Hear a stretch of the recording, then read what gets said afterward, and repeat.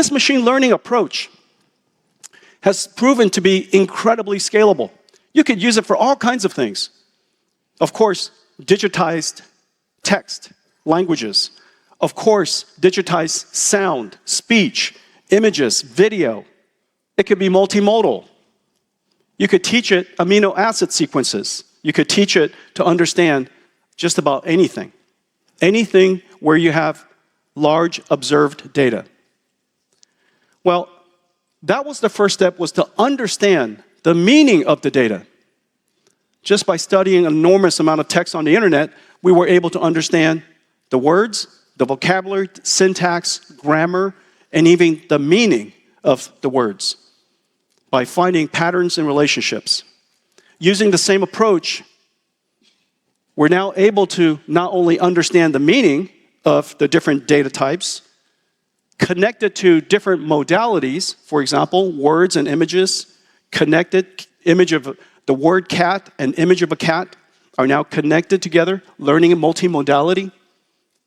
We can now even translate and generate.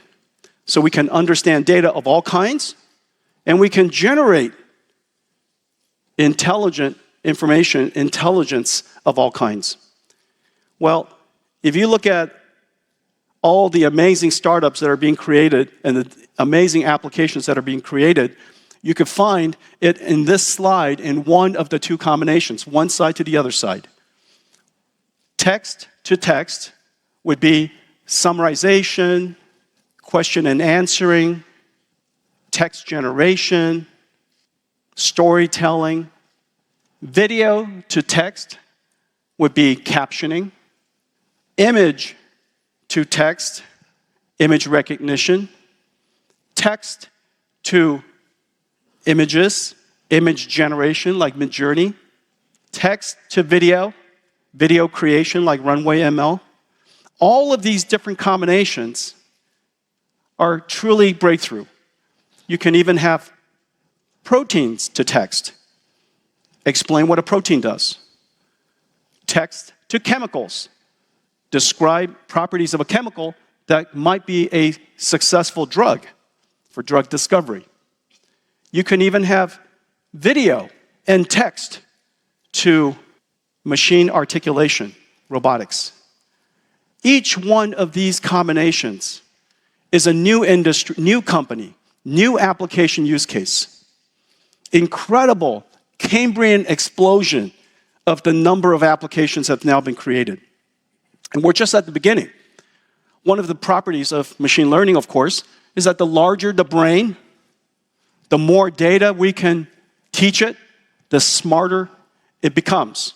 We call it the scaling law. There's every evidence that as we scale up the size of the models, the amount of training data, the effectiveness, the quality, the performance of the intelligence improves. Every single year, the industry is scaling up the size of the models by 2x or so, which correspondingly need 2x the data, and therefore we need 4 times the amount of compute. The amount of computing resource necessary to drive to the next level of artificial intelligence is extraordinary. We call that the scaling law, the training scaling law. Pre-training is part of it, post-training is part of it. Post-training with reinforcement learning, human feedback, reinforcement learning, AI feedback. So many different ways now of using synthetic data generation in the post-training stage. So training, pre-training, post-training is enjoying very significant scaling, and we're continuing to see excellent results. Well, when Strawberry, or OpenAI's 01 was announced, it exposed the world to a new type of inference. Inference is when you interact with the AI, just like ChatGPT. But ChatGPT is one shot. You ask it a question, you ask it to do something for you, whatever question you have, whatever prompts you provide, through one shot, it delivers an answer. However, we know that thinking is oftentimes more than just one shot. And thinking requires us to maybe do multi-plans, multiple potential answers that we choose the best one from. Just like when we're thinking. We might reflect on the answer before we deliver the answer. Reflection. We might take a problem and break it down into step by step by step. Chain of thought.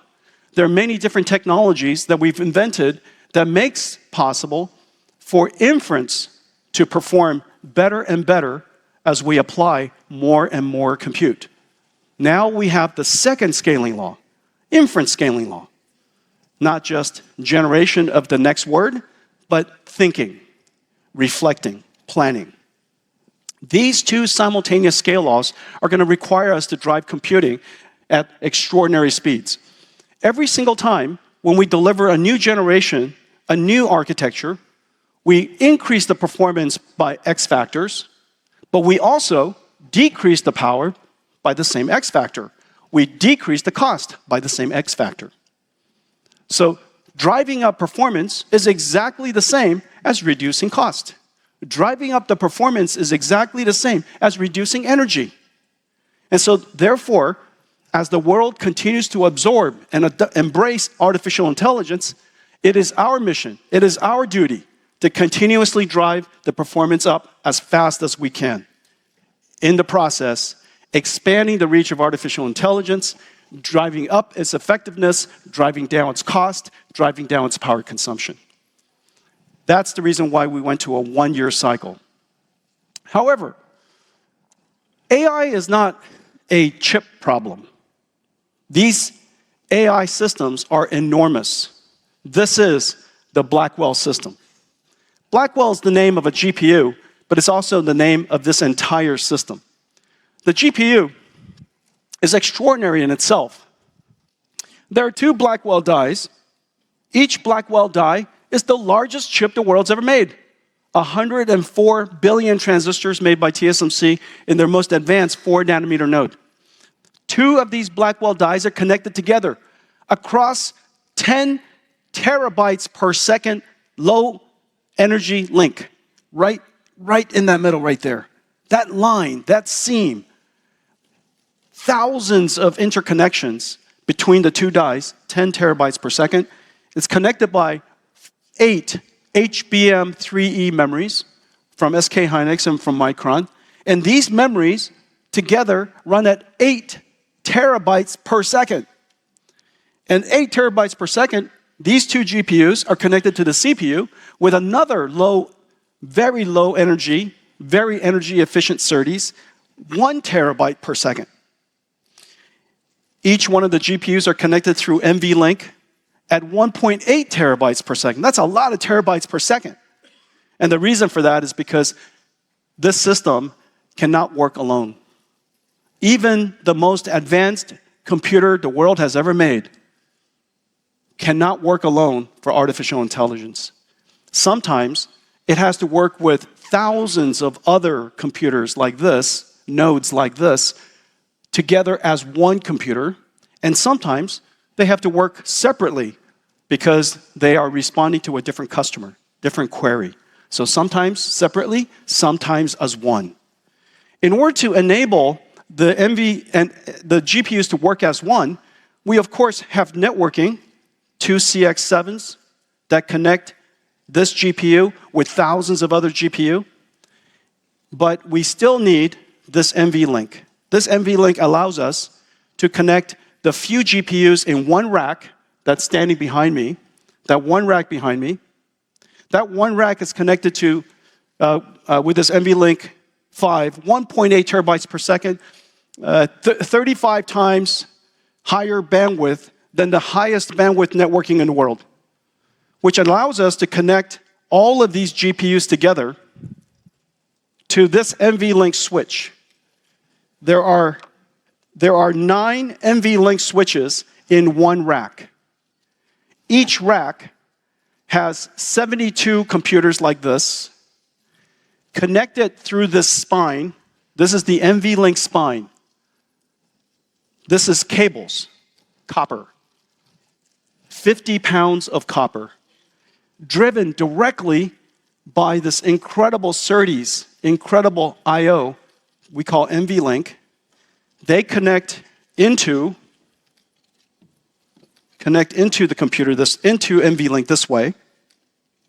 And this switch connects all of these computers together as one. And so what results are 72 of these computers connected as one large GPU. One incredibly large GPU. From the software perspective, it is just one giant chip. And these racks, these NVLink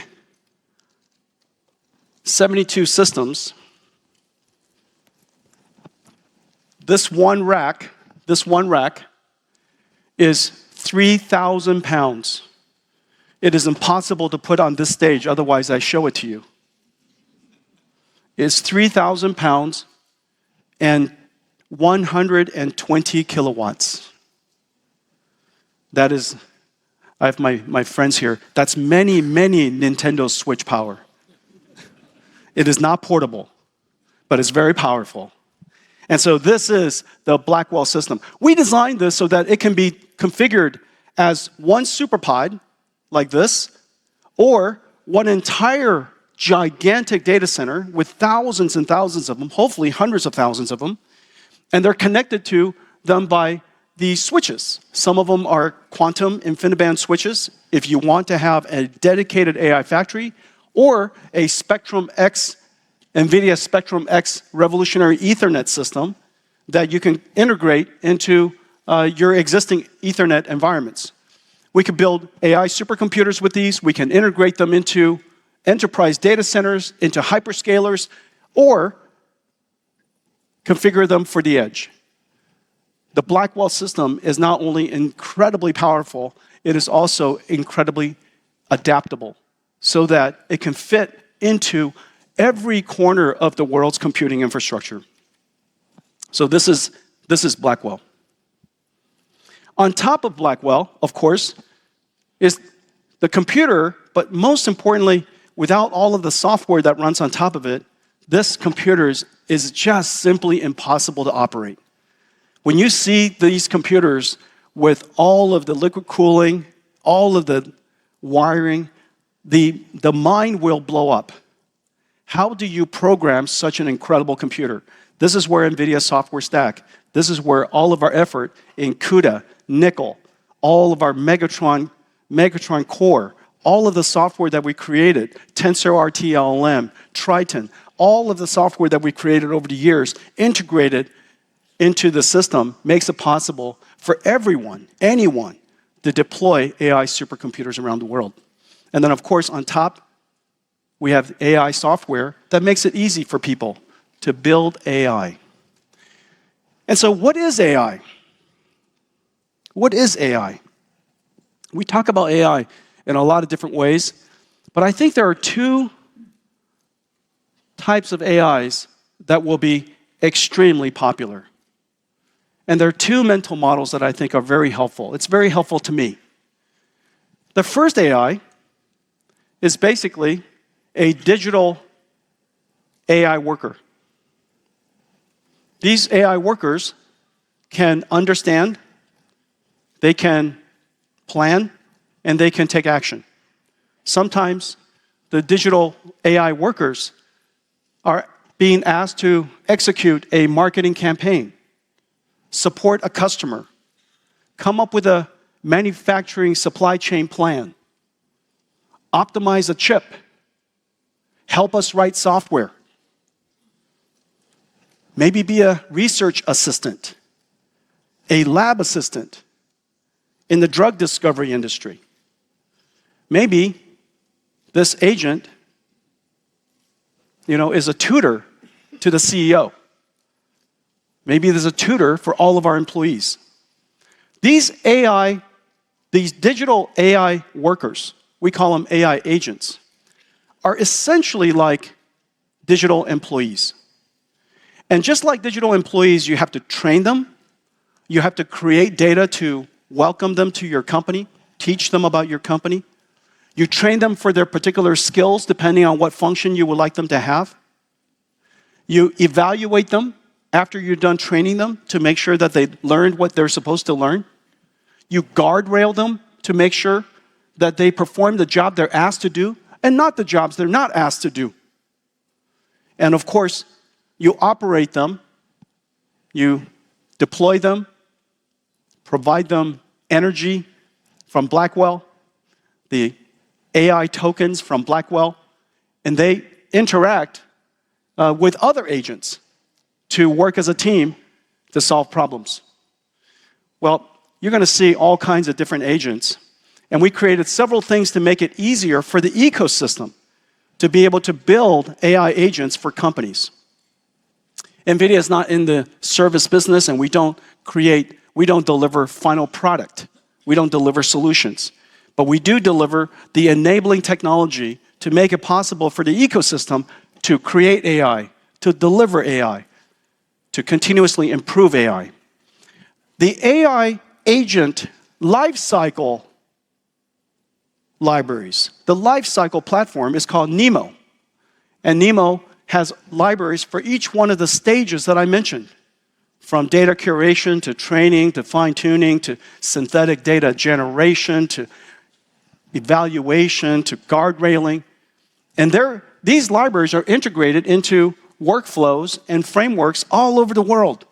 We're working with AI startups, service providers like Accenture and Deloitte, companies all over the world to bring this to all of the large companies. We also work with ISVs like ServiceNow so that they can create agents that use ServiceNow. Today, you use ServiceNow by licensing the platform, and your employees interact with the ServiceNow platform to get assistance. In the future, ServiceNow will also provide a large number of AI agents that you can rent, essentially digital employees that you can rent to help you solve problems. We're working with ServiceNow, we're working with SAP, Cadence, Amazes, companies all over the world, Snowflake, companies all over the world, so that we can all build agents that can be helpful to you in driving productivity in your company. Now, these agents are able to understand, reason, plan, take action. And these agents are collection or systems of AI models. It's not just one AI model, but a system of AI models. And NeMo helps us build those. We also create pre-trained AI models that we package up in what is called a NIM. And so these NIMs are microservices. They're basically AI packaged. In the old days, software was packaged in a box, and they come delivered with CD-ROMs. Today, AI is packaged in a microservice, and inside, the software is smart. You could talk to the software. And you could talk to the software because it understands what you mean, and you can connect the software with other software. You can connect this AI with other AI. And together, you could create, essentially, an agent, an AI agent. So this is the first thing. Let me give you an example of some of these agents. Agentic AI is transforming every enterprise, using sophisticated reasoning and iterative planning to solve complex, multi-step problems. AI agents help marketing campaigns go live faster with instant insights, helping optimize supply chain operations, saving hundreds of millions in costs, and reduce software security processes from days to seconds by helping analysts triage vulnerabilities. What makes agentic AI so powerful is its ability to turn data into knowledge and knowledge into action. A digital agent, in this example, can educate individuals with insights from a set of informationally dense research papers. It was built using Nvidia AI blueprints.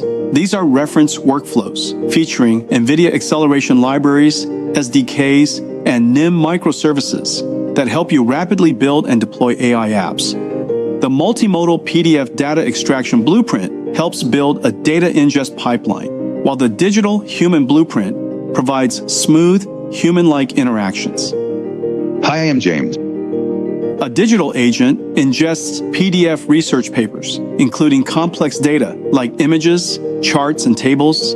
and generates a high-level summary delivered through an interactive digital human interface. What an exciting breakthrough in weather forecasting. The development of Cordif, a new generative model, is a significant step forward in accurately predicting weather patterns. By combining a UNet regression model with a diffusion model, Cordif can James can also answer questions or generate new content based on the papers. Nvidia AI gives enterprises the power to automate processes, tap into real-time insights, and enhance workflow efficiency. AI agents. 3 parts: NeMo, NIMs, and blueprints. These are all references. They're available to you in source form so that you could use it as you like and build your AI agent workforce. None of these agents can do 100% of anyone's task, anybody's job. None of the agents can do 100%. However, all of the agents will be able to do work for 50% of your work. This is the great achievement. Instead of thinking about AI as replacing the work of 50% of the people, you should think that AI will do 50% of the work for 100% of the people. By thinking that way, you realize that AI will help boost your company's productivity, boost your productivity. People have asked me, is AI going to take your job? And I always say, because it's true, AI will not take your job. AI used by somebody else will take your job. And so be sure to activate using AI as soon as you can. So the first is digital AI agents. Digital. These are digital AIs. The second application is physical AI. The same basic technology is now embodied, sits inside a mechanical system. Of course, robotics is going to be one of the most important industries in the world. Until now, robotics has been limited. And the reason is very, very clear. In fact, here in Japan, 50% of the world's manufacturing robots are built. Kawasaki, Fanuc, Yaskawa, Mitsubishi, 4 of the leaders that build half of the world's robotic systems. As much as robots have driven the productivity of manufacturing, it has been very difficult to expand. The robotics industry has been largely flat for a long time. And the reason for that is because it is too specific. It is not flexible enough. It is not flexible enough to be able to apply to different scenarios and different conditions and different work. We need AI that is much, much more flexible, that it can adapt and learn by itself. Notice the technology that we described up until now, agentic AI.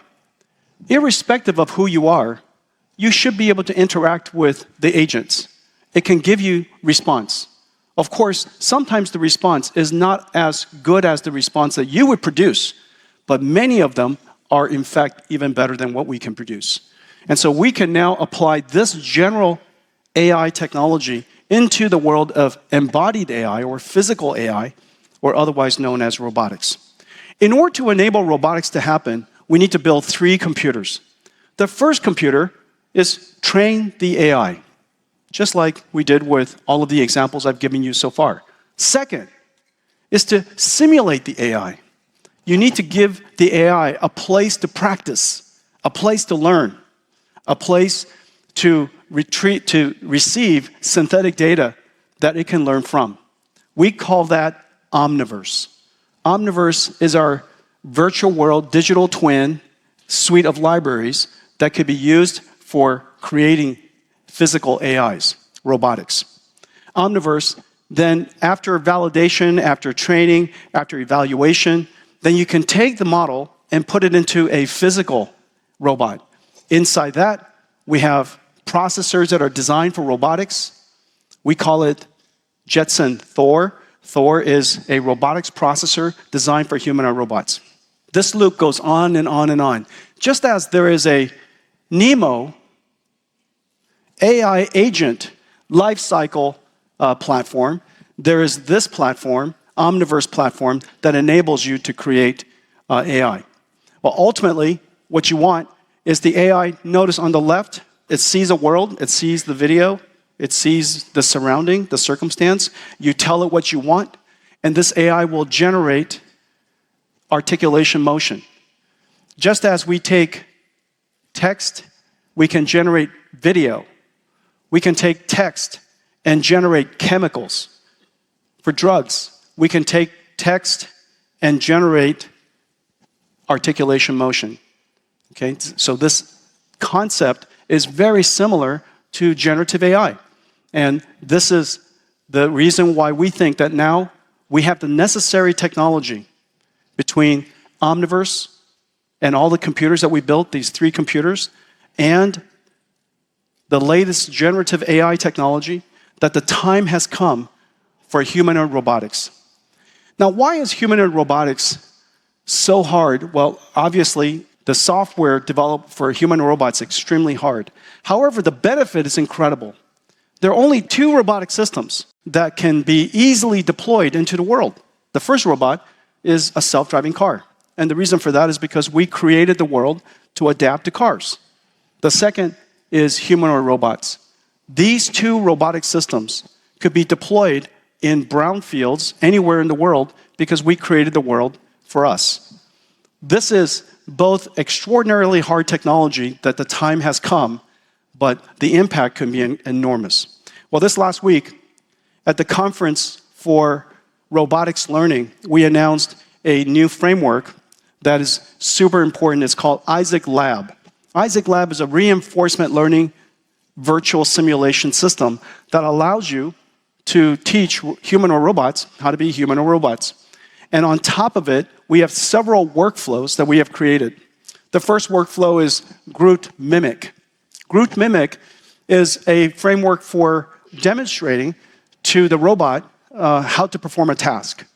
You use human demonstration and then mimic that environment using domain randomization, generates hundreds of other examples like your demonstration so that the robot can learn to generalize. Otherwise, it can only perform that very specific task. Using Mimic, we can generalize its learning. The second is Groot Gen. Groot Gen, using generative AI technology in Omniverse, we can create an enormous number of random, domain randomized examples of environments and the actions that we would like the robot to perform. And so we're generating a whole bunch of tests, evaluation systems, evaluation scenarios that the robot can try to perform and improve itself, learn how to be a good robot. And the third is Groot Control. Groot Control is a model distillation framework that allows us to take all of the skills that we've learned and distill it into one unified model that allows the robot to perform kinematic skills. Not only will robots be autonomous, but remember that the future factories will also be robotic. And so these factories are going to be robotic factories that are orchestrating robots, building mechanical systems that are robotic. Let me show it to you. Physical AI embodies robots like self-driving cars that safely navigate the real world, manipulators that perform complex industrial tasks, and humanoid robots who work collaboratively alongside us. Plants and factories will be embodied by physical AI, capable of monitoring and adjusting its operations or speaking to us. Nvidia builds 3 computers to enable developers to create physical AI. The models are first trained on DGX. Then, the AI is fine-tuned and tested using reinforcement learning physics feedback in Omniverse. And the trained AI runs on Nvidia Jetson AGX robotics computers. Nvidia Omniverse is a physics-based operating system for physical AI simulation. Robots learn and fine-tune their skills in Isaac Lab, a robot gym built on Omniverse, and with Groot workflows like Groot Gen to generate diverse learning environments and layouts, Groot Mimic to generate large-scale synthetic motion datasets based on a small number of real-world captures, and Groot Control for neural whole-body control. This is just one robot. Future factories will orchestrate teams of robots and monitor entire operations through thousands of sensors. For factory digital twins, they use an Omniverse blueprint called Mega. With Mega, the factory digital twin is populated with virtual robots and their AI models, the robots' brains. The robots execute a task by perceiving their environment, reasoning, planning their next motion, and finally converting it to actions. These actions are simulated in the environment by the world simulator in Omniverse, and the results are perceived by the robot brains through Omniverse sensor simulation. Based on the sensor simulations, the robot brains decide the next action, and the loop continues, while Mega precisely tracks the state and position of everything in the factory digital twin. This software-in-the-loop testing brings software-defined processes to physical spaces and embodiments, letting industrial enterprises simulate and validate changes in an Omniverse digital twin before deploying to the physical world, saving massive risk and cost. The era of physical AI is here, transforming the world's heavy industries and robotics.